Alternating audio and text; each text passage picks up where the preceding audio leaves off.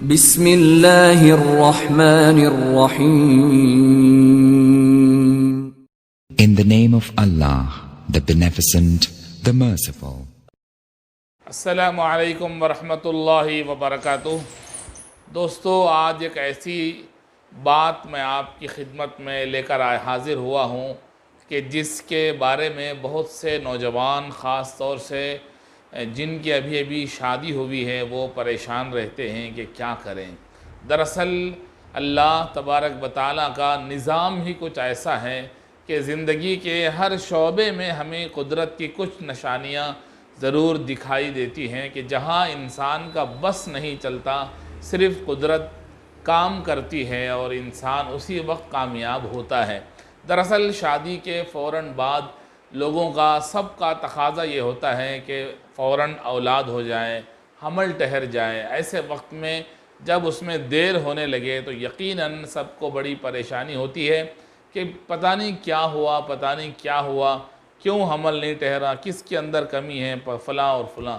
دراصل ایسے موقع پر بعض مرد حضرات اپنے بارے میں یہ کمی محسوس کرتے ہیں کہ ہمارے اندر اللہ نے جو جوہر بنایا ہے، جو منی کی شکل میں مرد کی پیٹھ سے، ریڑھ کی ہڈی کے پاس سے نکل کر عورت کے رحم میں جاتی ہے، وہ اللہ کی طرف سے ایک ایسا جوہر ہے، ایک ایسی طاقت ہے، ایک ایسی قوت کی چیز ہے کہ جس کا کوئی نعم البدل دنیا میں نہیں ہے. تو یہ قدرت کا یہاں بھی ایک نمونہ یہ ہے کہ اللہ نے منی کے ایک قطرے میں 2.5 لاکھ سے زیادہ اسپمس بنائے ہیں، کیڑے بنائے ہیں. ایک منی کا قطرے میں سے 2.5 لاکھ کیڑے نکلتے ہیں، دوڑتے ہیں ماں کے رحم کی طرف. اس میں ایک ہی کیڑا اندر داخل ہوتا ہے تو پھر وہ رحم کا منہ بند ہو جاتا ہے.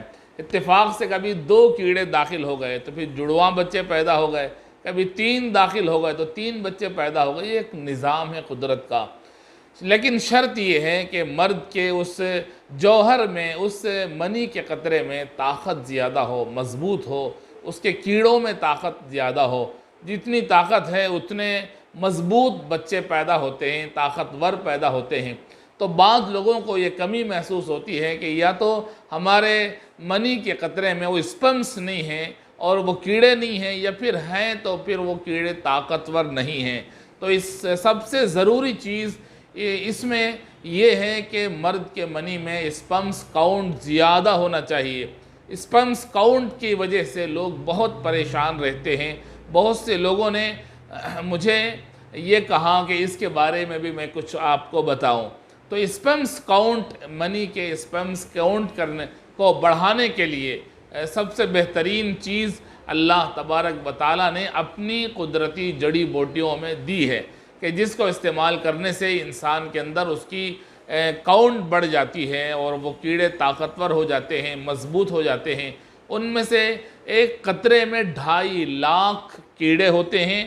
کتابوں میں موجود ہے، پروف کے ساتھ میں آپ کی خدمت میں یہ بات کہہ رہا ہوں. ایک قطرے میں 2.5 لاکھ کیڑے ہوتے ہیں. جو ہی یہ مرد کی پیٹھ سے ماں کے رحم کی طرف منتقل ہوتا ہے تو ایک قطرے سے 2.5 لاکھ اسپمس دوڑتے ہیں، دوڑ لگاتے ہیں. میرے اس ویڈیو کے تھم نیل میں آپ نے دیکھا ہوگا کہ اسپمس کیسے ایک دوسرے کو ٹکراتے ہوئے دوڑتے ہیں ماں کے رحم کی طرف. اس میں سے ایک کیڑا، ایک انڈا بھی اگر اس میں داخل ہو گیا تو وہ ماں کا رحم فوراً بند ہو جاتا ہے، مکمل طور پر بند ہو جاتا ہے. باقی جتنے بھی اسپمس ہیں وہ پھر باہر آ کر ضائع ہو جاتے ہیں. تو قدرت کا ایک نمونہ اور قدرت کی ایک جھلک ہمیں اس میں دکھائی دیتی ہے کہ اسپمس کی کمزوری کی وجہ سے پھر حمل نہیں ٹھہرتا، اور بچہ اگر پیدا بھی ہوا تو کبھی 1 مہینے میں، کبھی 2 مہینے میں، کبھی 3 مہینے میں وہ حمل ساقط بھی ہو جاتا ہے، کبھی گر بھی جاتا ہے. تو اسپمس کاؤنٹ بڑھنا بھی چاہیے اور اسپمس مضبوط اور طاقتور ہونا بھی چاہیے.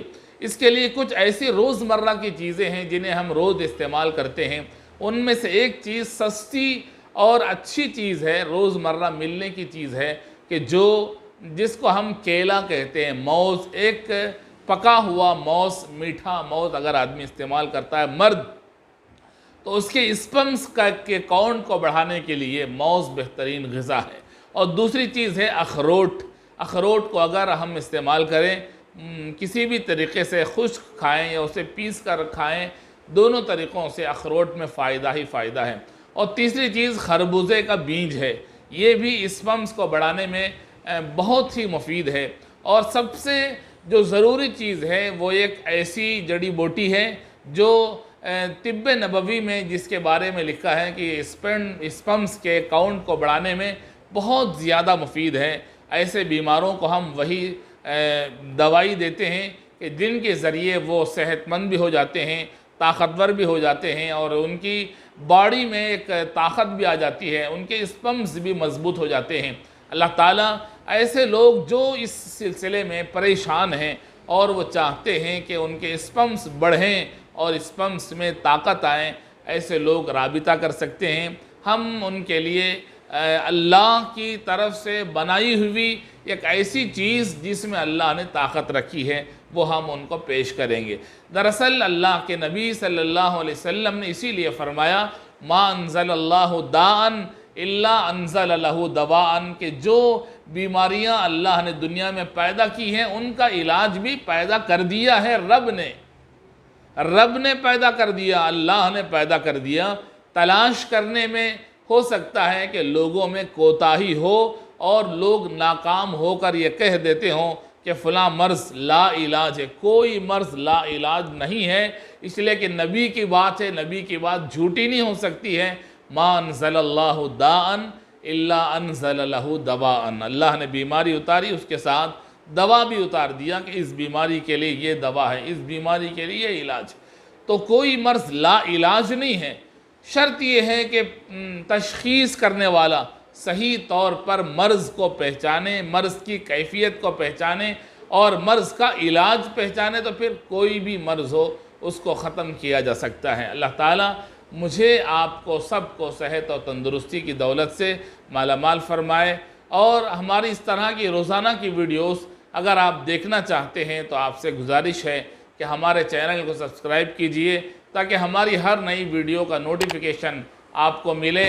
अल्लाह तबारक व तआला से दुआ है कि अल्लाह ताला सबको सेहत दे। आपकी नज़र में इस तरह का कोई बीमार है कि जिसको इस वीडियो की ज़रूरत है तो उसको ये वीडियो शेयर कीजिए, इसे लाइक करें। अल्लाह ताला हम सब को सेहत नसीब फरमाए।